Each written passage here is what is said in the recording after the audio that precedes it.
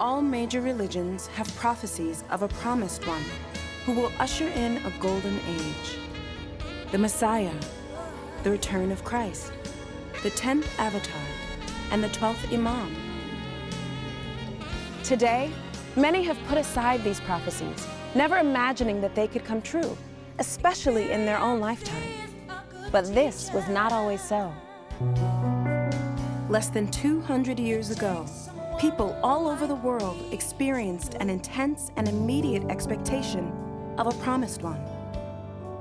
Major world religions, such as Judaism, Christianity, and Islam, were each independently identifying the same time period, the mid-19th century, for the appearance of their promised one. In England, France, Germany, Holland, Sweden, and other countries, Christians were actively waiting to receive the fulfillment of prophecies that they were convinced were imminent. In the early 19th century, especially for Protestants in America, there was a lot of religious fervor. Revivals were being preached in churches, out in the fields, and in these revivals, people were hearing that Jesus Christ would return again and that the world would be purified by fire. At that time, a man named William Miller became convinced that the second coming, or second advent of Jesus Christ, could be calculated to the day and set out to prove it. William Miller went through the Bible meticulously, and he matched historic events that had already happened with prophecies in both the Old and the New Testaments.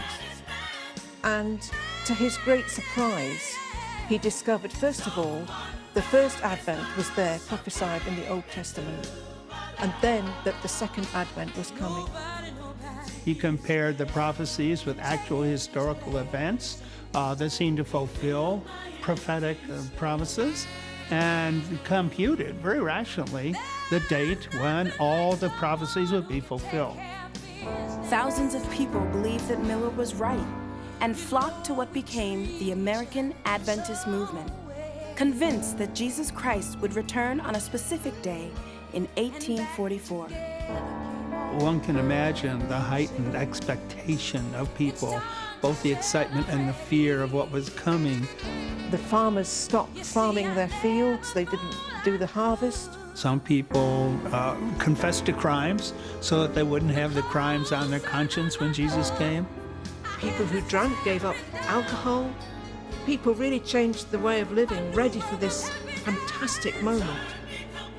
On October 22nd, 1844, 100,000 followers gathered together in churches, homes, and fields in anticipation of the promised arrival of Jesus Christ.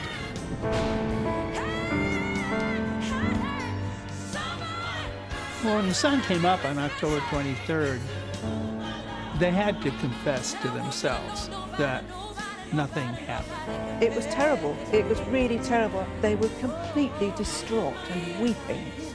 The day became known around the world as the Great Disappointment. What I find fascinating is that a similar thing was happening in Persia amongst the Shia Muslims.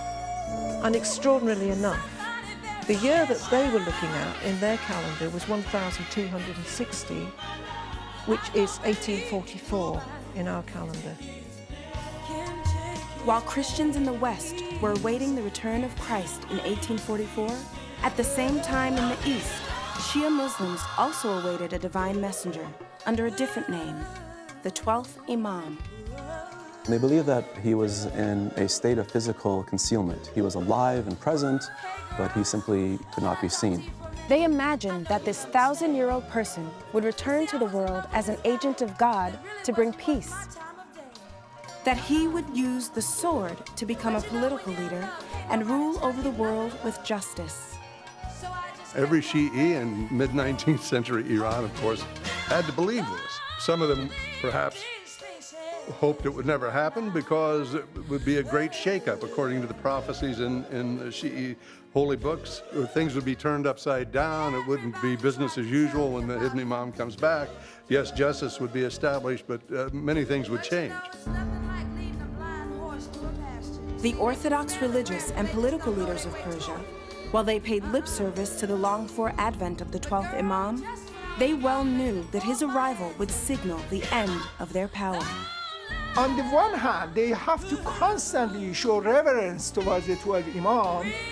On the other hand, any person, any movement which in any form or shape makes a claim of being that millenarian realization, they would fight it with all their power and might. One of the Shia Muslims who had been waiting for the 12th Imam in the years before 1844 was a religious scholar named Sheikh Ahmad. He led an independent movement of followers known as the Sheikhis in Persia and Iraq. Sheikh Ahmad gathered around himself students and disciples to prepare the people for the appearance of the Promised One.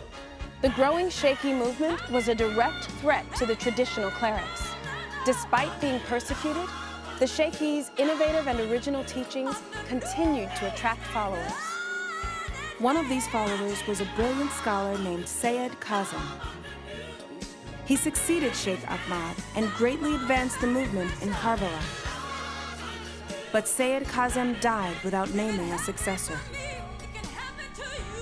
Prior to his passing, Sayyid Kazim urged his students to do nothing but to scatter in search of the Promised One, whose appearance was imminent. Another Sheikhi of great significance was a religious cleric named Mullah Hussein. He returned from a special mission to find that Sayyid Kazim had passed. Mullah Hussein returned to Karbala and he inquired as to what Sayyid Kazim's final instructions had been to them. What were his last wishes? And to his amazement, he heard that Sayyid Kazim had stated very clearly to them that upon his passing, they were to do nothing but to scatter in search of the Promised One. Why are you still here? In anger, he turned to his fellow Sheikhis, imploring them to do as Sayyid Kazim had demanded. Mullah Hussein and a few others determined to carry out their late teacher's dying wish to find the Promised One. He retired to a mosque for 40 days of prayer. Sayyid Kazim had told Mullah Hussein that he would know the Promised One when he delivered, without being asked to do so, a commentary on a chapter of the Quran known as the Surah of Joseph. As if by a magnet, Mullah Hussein says, he is attracted to the city of Shiraz. And there, in Shiraz, something happened that would reverberate across the world. Mullah Hussein arrived.